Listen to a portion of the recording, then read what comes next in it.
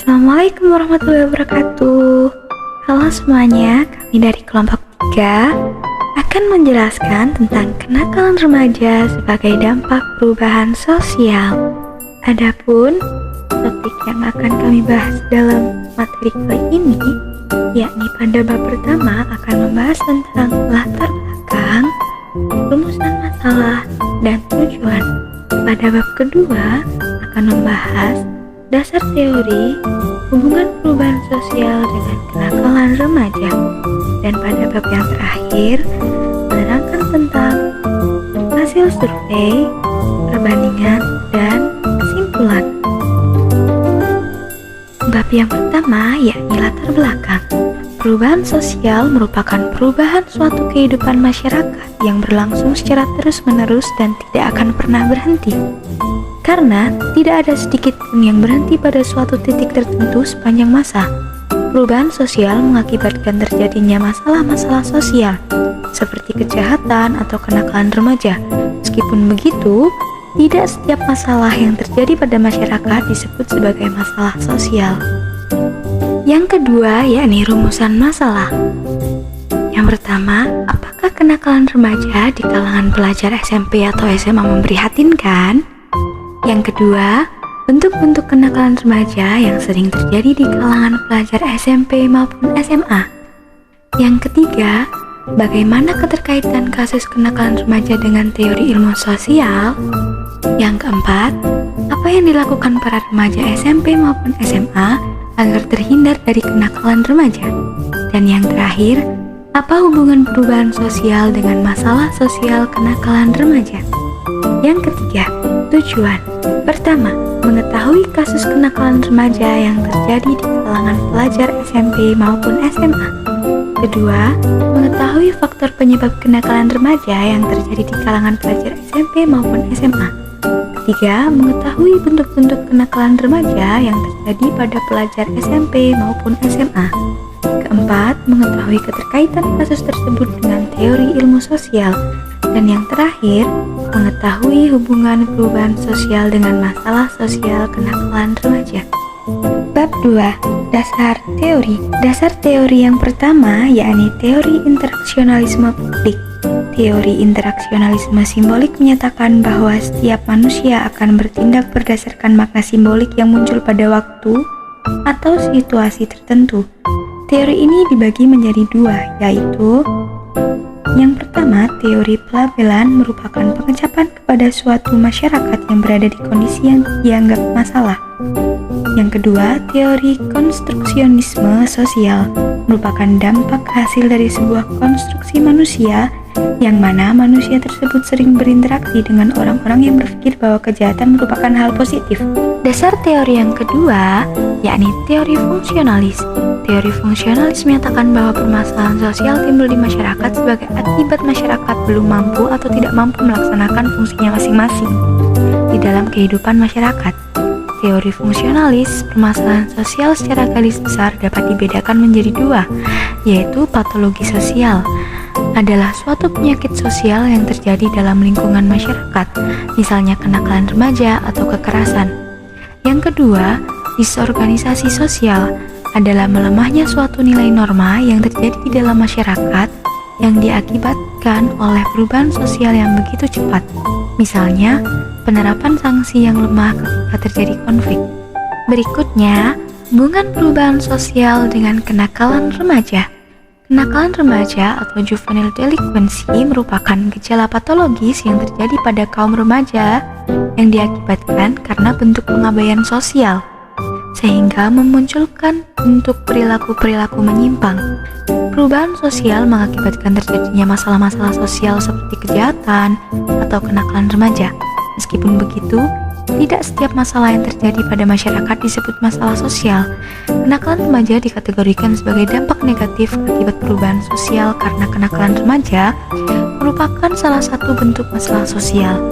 Masalah sosial tersebut timbul akibat terjadinya kepincangan masyarakat karena tidak sesuainya tindakan-tindakan dengan norma-norma dan nilai-nilai masyarakat.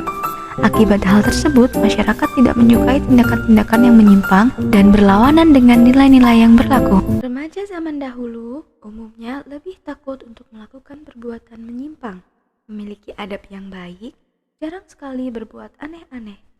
Mereka sangat memanfaatkan teknologi yang ada dengan baik, tekun dalam belajar, rajin membantu orang tua, dan mereka juga berlomba-lomba untuk mendapatkan prestasi. Beda sekali dengan tingkah laku remaja di zaman sekarang. Banyak kasus-kasus penyimpangan yang dilakukan remaja, seperti balap liar, pergaulan bebas, penyalahgunaan narkoba, pang, dan masih banyak lagi. 3. Hasil survei pelajar SMP maupun SMA. Dari beberapa pelajar yang telah kami wawancarai, dapat diketahui tingkat kenakalan remaja yang terjadi cukup banyak dan bervariasi, seperti bullying, merokok, minum minuman keras atau mabuk di kelas saat ada kegiatan sekolah, membuat video atau konten 18+, menonton video pornografi, hingga tawuran antar pelajar. Berdasarkan penuturan dari mereka, pihak sekolah menindak tegas para pelajar yang terlibat kasus kenakalan remaja dengan berbagai sanksi, mulai dari sanksi ringan berupa peringatan dan teguran, panggilan orang tua ke BK, hingga sanksi berat yakni dikeluarkan dari sekolah. Ada pula hal-hal yang dilakukan oleh pelajar-pelajar tersebut agar tidak terseret arus kenakalan remaja yang terjadi di sekolah mereka, yakni dengan memilih teman dalam bergaul, menjauhi pelaku kenakalan remaja, melaporkan ke BK jika ada teman sekelasnya melakukan salah satu tindakan kenakalan remaja tersebut. Perbandingan kenakalan remaja. Kenakalan remaja di Kabupaten Jombang. Kenakalan remaja yang terjadi diantaranya merokok di toilet sekolah, ikut balap liar, kabur dari sekolah dengan memanjat pagar, bolos sekolah, bullying, hingga tawuran antar pelajar bahkan antar sekolah, dan menonton video porno. Kenakalan remaja di Kota Malang. Kenakalan remaja yang terjadi diantaranya bullying, merokok, minum minuman keras atau mabuk di kelas saat ada kegiatan sekolah, membuat video atau konten 18+, menonton video pornografi. Itu pernah, kayaknya itu ada yang buat video 18+ gitu. Bully, sama Osin. Minum alkohol, merokok, ya paling banyak bully. Ya nggak berteman sama dia, kayak gitu sih. Langsung ya. tak cut off aja. Kalau yang kita memilih teman, boleh berteman dengan siapa aja, asalkan bisa di mana yang Tahun sekarang yang masuk di SMP 4 ini banyak dari sekolah swasta. Ya banyak murid yang nakal-nakal. Mungkin bisa dari problem keluarga kan kayak itu Broken home pengalihan gitu ya, ya. pengalihan. Terus juga dari teman-teman sekitarnya.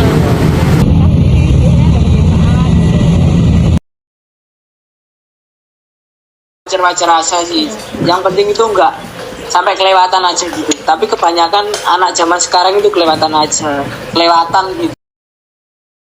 Yang ketahuan itu rokok di dalam kamar mandi. Terus ada yang bolos, kayak loncat dari pagar itu ada juga. Ada tawuran, ya biasalah cewek sama cowok pacaran terus ada yang ngevideoin terus viral. Ikut organisasi dan banyak-banyak mencari kegiatan aja. Kalau menurut itu lebih banyak terpengaruh dari lingkungan rumahnya. Kalau di sekolah sih kan ada tata tertib, jadi yang nakal-nakal itu nggak seberapa yang nakal. Kesimpulan, dari perbandingan kenakalan remaja yang terjadi di Kabupaten Jombang dan Kota Malang cenderung memiliki kesamaan. Akan tetapi, ada pula sedikit perbedaannya. Berdasarkan data yang kami peroleh dari wawancara ke beberapa pelajar, dapat disimpulkan kenakalan remaja yang terjadi pada kedua wilayah tersebut sangat memprihatinkan. Hal tersebut terjadi karena perubahan karakter dari remaja-remaja masa kini dan dapat dilihat pula dari maraknya kenakalan remaja yang terjadi karena kurangnya etika atau memudarnya etika remaja-remaja saat ini. Beberapa pelajar mengatakan pihak sekolah menindak tegas pelaku-pelaku kenakalan remaja tersebut, dan cara mereka agar terhindar dari kenakalan remaja tersebut dengan lebih berhati-hati dalam memilih teman, melaporkan ke pihak sekolah jika mengetahui adanya kenakalan remaja di sekolah mereka. Ada pula yang mengatakan bahwa untuk menjauhi pelaku kenakalan remaja sedikit tidak etis dan lebih baik menasihatinya dan memberitahu kepada pelaku bahwa hal yang dilakukannya merupakan hal yang buruk. Berikut kami tampilkan dokumentasi wawancara kelompok